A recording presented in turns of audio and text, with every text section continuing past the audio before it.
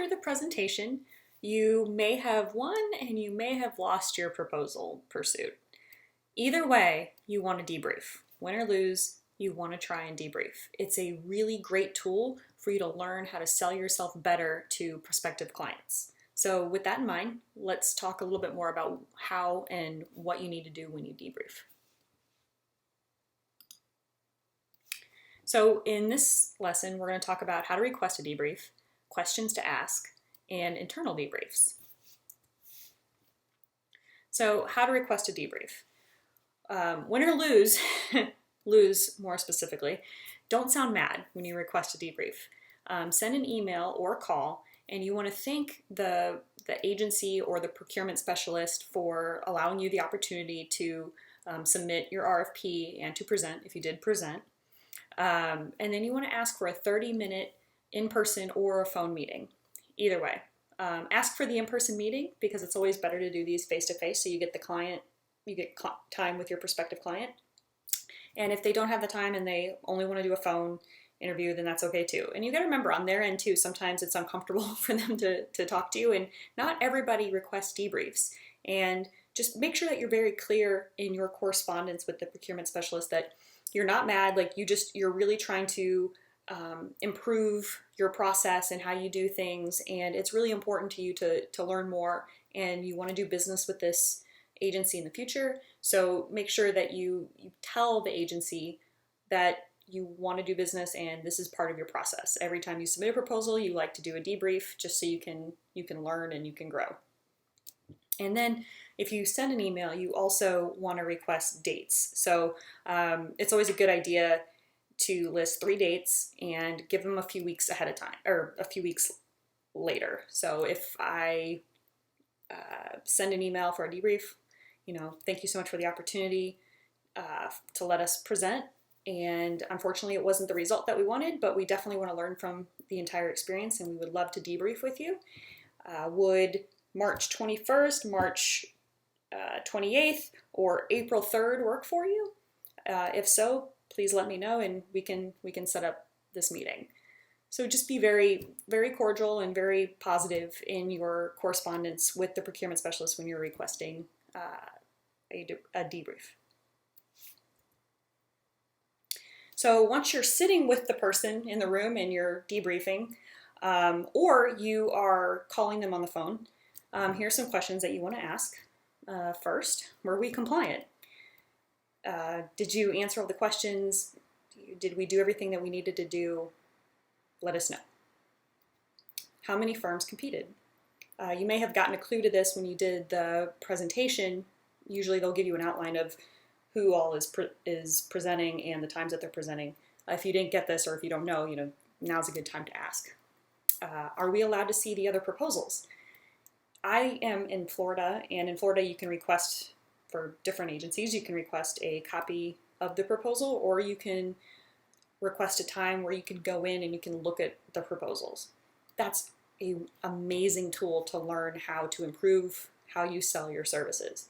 And it's also important to remember that what you put in proposals, other people can, especially if you live in a state like Florida, people can check out what you're saying.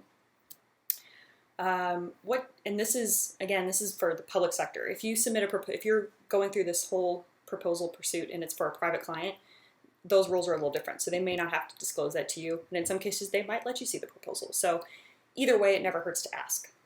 And what did you like about the winner's proposal or presentation?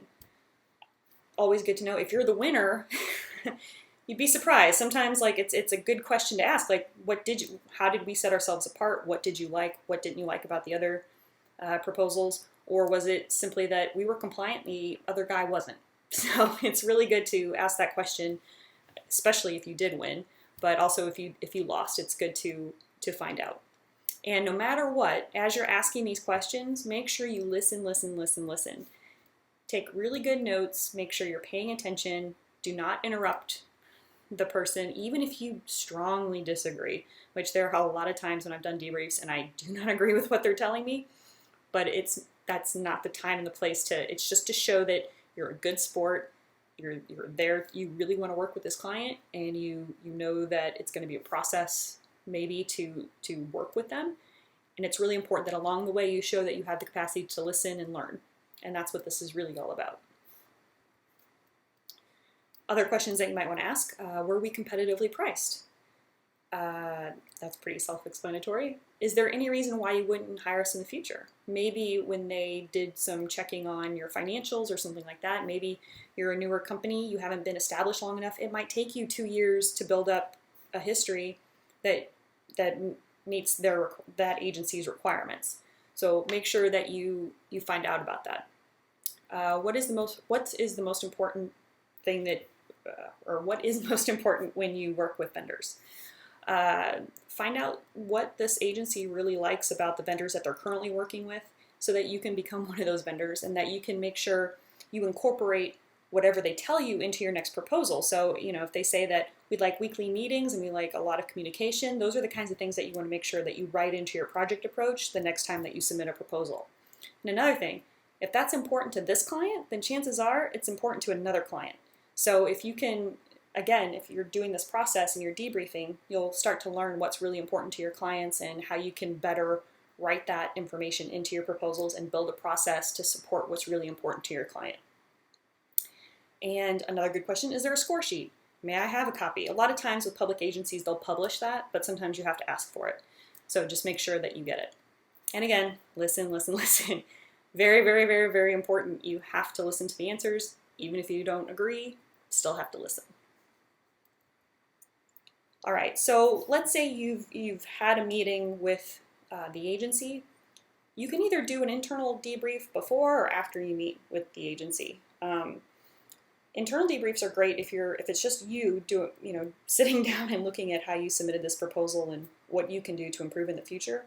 Or if you submitted this proposal and did this presentation with the team, it's a good idea to do an internal debrief so that you guys can talk about the process and what you did well together and what you didn't do so great together. And this is a good time to discuss all those things. So you would set a meeting, after you find out the results, and everybody, you can either do a lunch or do a coffee or something where you all sit around. And this is not a fault-finding mission. This is just, again, so you as a team can all learn how to work together and create a proposal and a presentation in a better way. So here's some questions you might want to ask. Should we have gone after this RFP? This is a good question to ask, especially after you've done a debrief with the client, because maybe you weren't qualified in some way. Maybe the local preference is really what got you. They were really looking for somebody that is in the region that you're serving, and unfortunately you're just not in that region. Did we follow the requirements? Maybe you found out that you missed a thing or two. Make sure you address that. How can we improve the quality of our next response? That's a really good question. As you're working on all these proposals, it really does, the more you do, the better that you get, and especially if you're working as a team and coordinating information. Each time that you have a proposal submittal and a presentation, make sure that you debrief and you start talking about how can we do this better. I run into very few teams that are like, our process is solid, it's so easy, we know what we're doing, and bam, we get it done. That kind of response is usually after teams that have worked together for a very long time and are submitting proposals on one very specific product.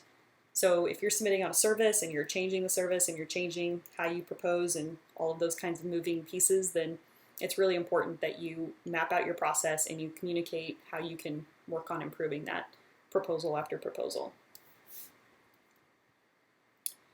Is there any boilerplate we can prepare for future proposals? That's a really good question. Was there fresh content that you wrote that you can kind of package up and use for boilerplate and other marketing collateral? Then yeah, you definitely want to discuss what pieces you can do that for, or you just want to make sure that you save those and create the document for yourself to use in the future. How can we reduce the amount of time we spend on proposals? It's always important to ask that question because there are always ways that you can refine your process and get better. So that's a great question to ask your team and yourself after a proposal and presentation. How can we differentiate ourselves better from the competition? It's always good to, again, re-examine how you're selling your service or your product and see if there's a way that you can differentiate yourself and make yourself look better than your competitor. Always a good question to ask. So to summarize, Debriefing is all about learning how to sell your services better. That's really, it's a learning process. It's about how to figure that out. Debriefing shows a prospective client that you really, really want to earn their business. And even though win or lose, especially if we're talking about losing, you still want to work on earning their business, and you're willing to meet with them and listen. And also gives you more face time with the client, so they start to remember you and know that it's important to you to earn their business. And another thing, debriefing is free coaching, especially with your clients. So if you didn't win and they're pointing out things in your proposal that aren't clear, maybe your approach just didn't fit right, or this other team did a better job explaining how they're going to approach the project. All of these things are really great for learning how to sell yourself and sell your product better. And nothing but good can come out of that.